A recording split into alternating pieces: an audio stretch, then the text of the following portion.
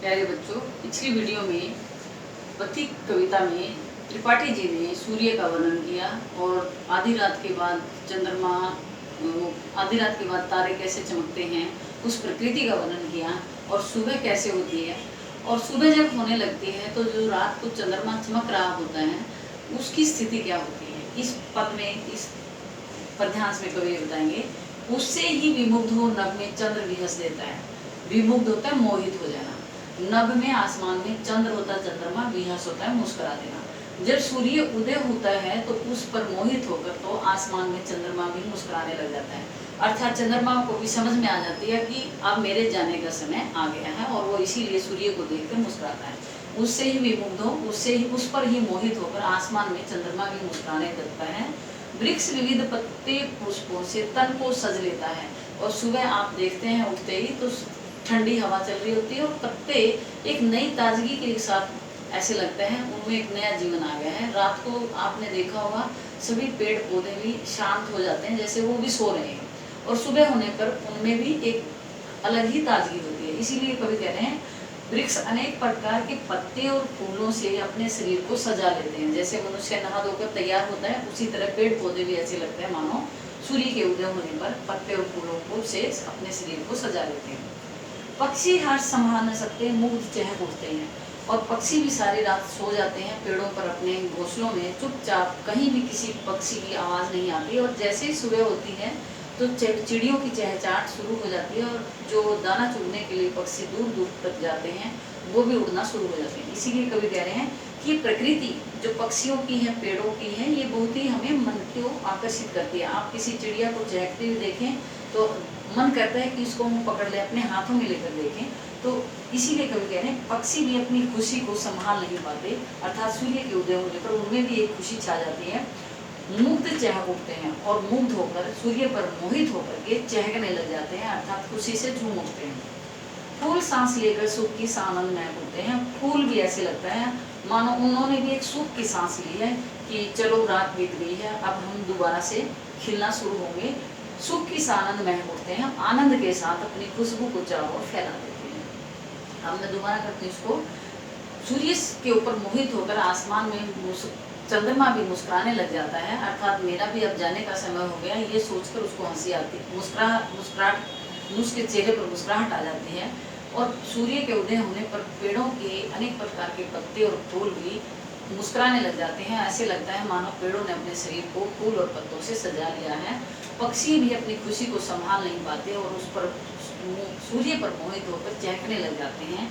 फूल भी ऐसे लगता है मानो एक लंबी सांस उन्होंने ली है, क्योंकि रात भर वो सो रहे थे, तो वो भी ऐसे लगता है मानो खुशी के मारे महक उठ रहे हैं। आशा आनंद के साथ अपनी खुशबू को चारों ओर बिखेर देते हैं।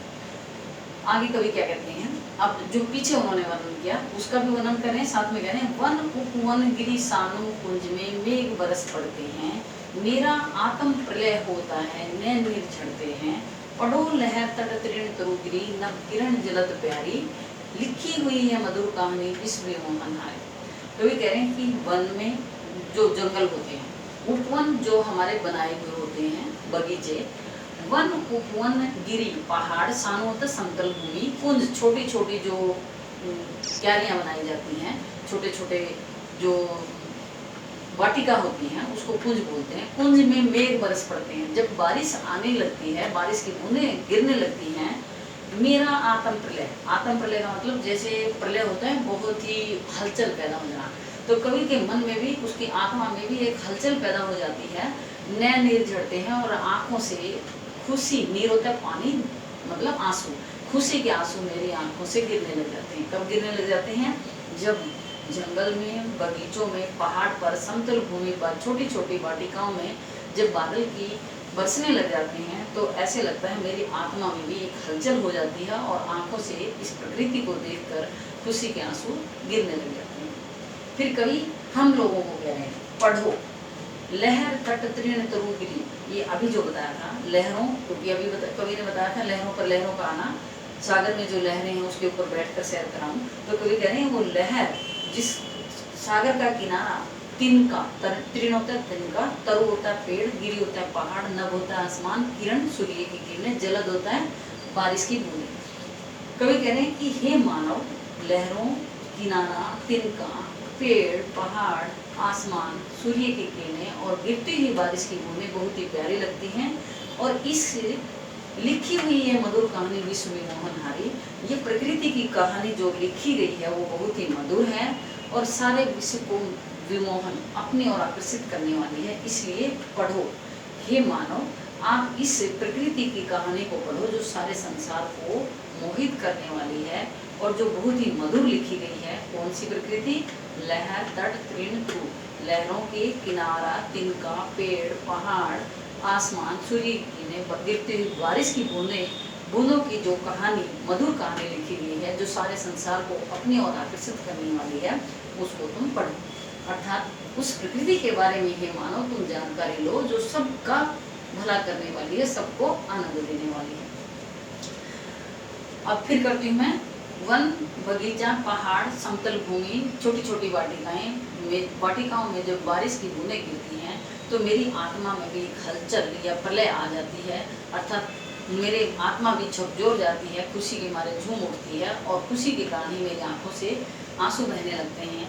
हे मानव, ये प्रकृति की कहानी जो सारे संसार को अपनी ओर आकर्षित करने वाली है, जो मधुर ये कहानी लिखी गई है। कौन सी कहानी? जो लहरों की है, किनारे की, तिनके की, पेड़ की, पहाड़ की, आसमान की, सूर्य की किरणें और बारिश की बूंदों की, आप उसके बारे में पढ़ो। अब अंतिम पद है ये, कवि क्या कह रहे हैं, सारे के वर्णन करके कहते हैं कैसी मधुर मनोहर उज्जवल है ये प्रेम कहानी।